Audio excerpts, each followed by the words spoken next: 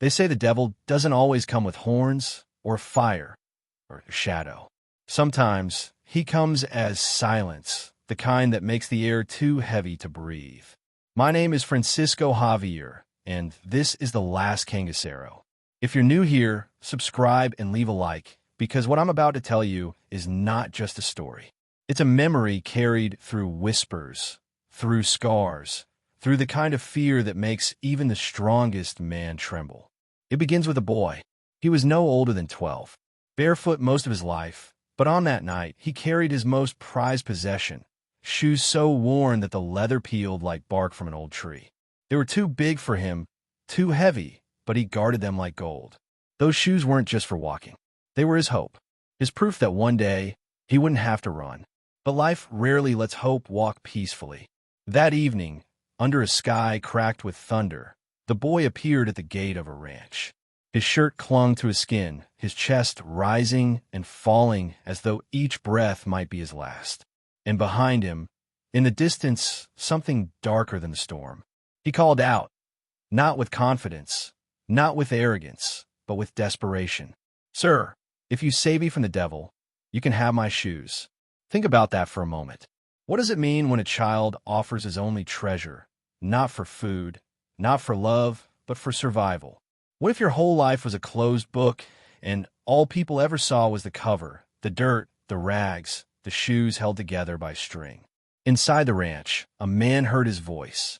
A rancher, tall, scarred by years under the sun, a face carved by silence and solitude. He walked to the gate, slow, steady, as if testing whether the boy's words were even real. When he reached him, he did not take the shoes. He did not ask what chased the boy. He simply knelt down, and with the weight of someone who had seen too many good things die too soon, he said, "I don't want your shoes. I want you to live." For a moment, the world stilled.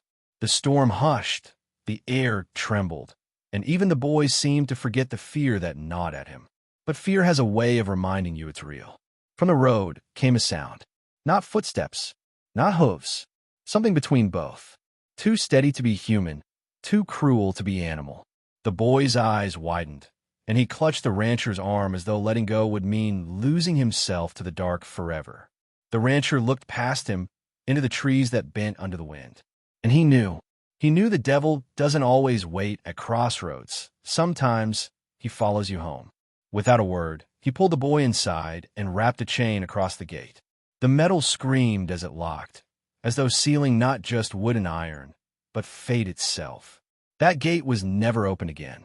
But before it closed, before the devil could cross the road, the rancher's hand tightened around the boy's, and in that silent grip lived a promise. You will not be taken tonight. And yet, promises are fragile things. The boy stayed on that ranch, but peace never stayed with him. Nights became longer. Shadows lingered at the edge of the fields. Sometimes, when the wind blew just right, the boy swore he could hear something scraping against the locked gate, like nails against iron. The rancher never spoke of it. He worked, he fed the boy, he treated him like a son he never had. But his eyes, those eyes that once looked at storms without blinking, began to darken, because he knew what had followed the boy wasn't just fear. It was a claim, a debt, and debts are never forgotten. Let me ask you something. Have you ever said goodbye to something that once carried your dreams? A job, a place, even a piece of clothing that made you feel like you could be more than what the world told you? Imagine offering that dream to a stranger, just to live one more night. Would you? The boy had given his shoes to the rancher, not by hand, but by trust. And in return, he received shelter.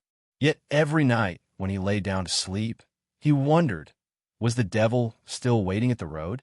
Or had he crossed into the ranch without a sound? The chain on the gate held. The fields grew. Life moved.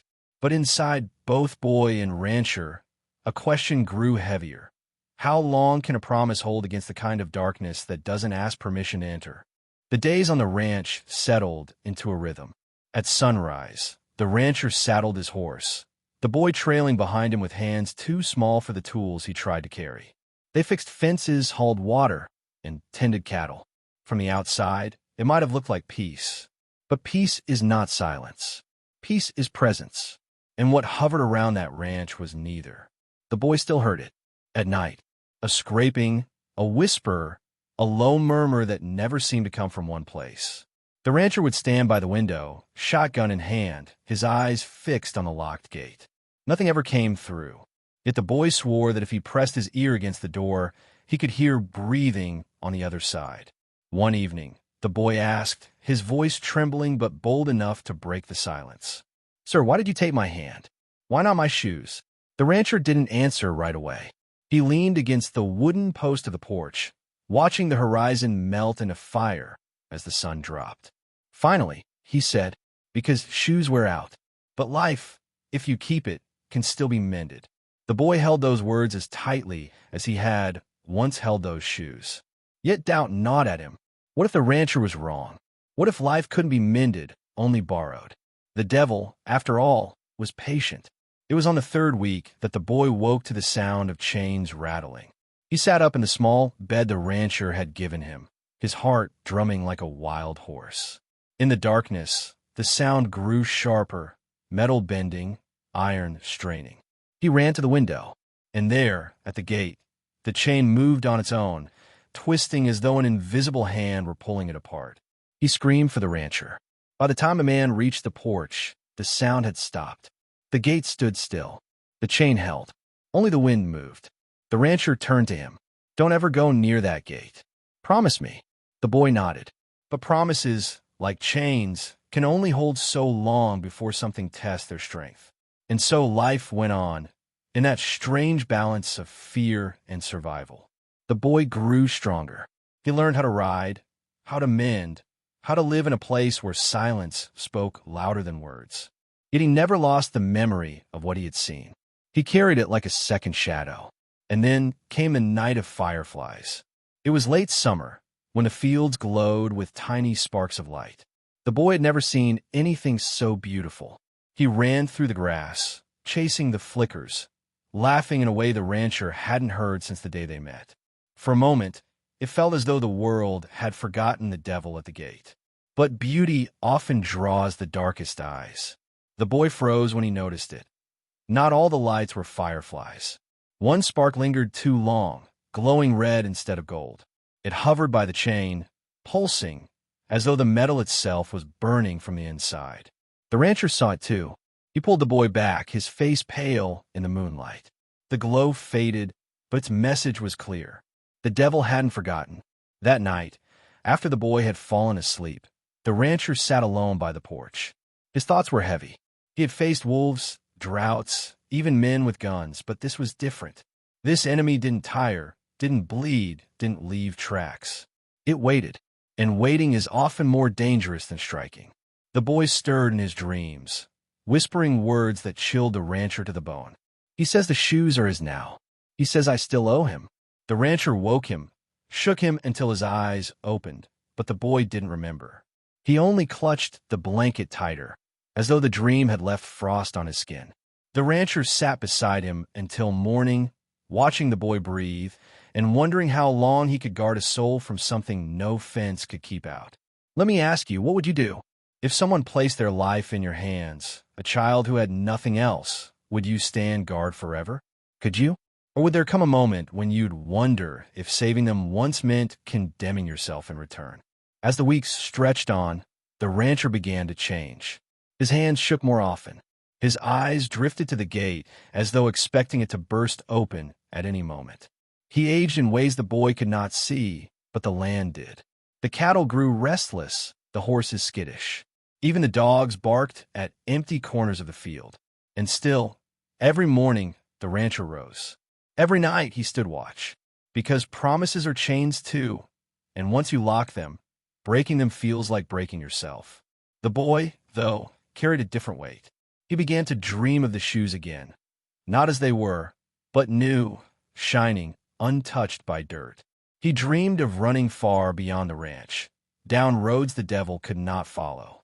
But dreams, he feared, were just another kind of debt.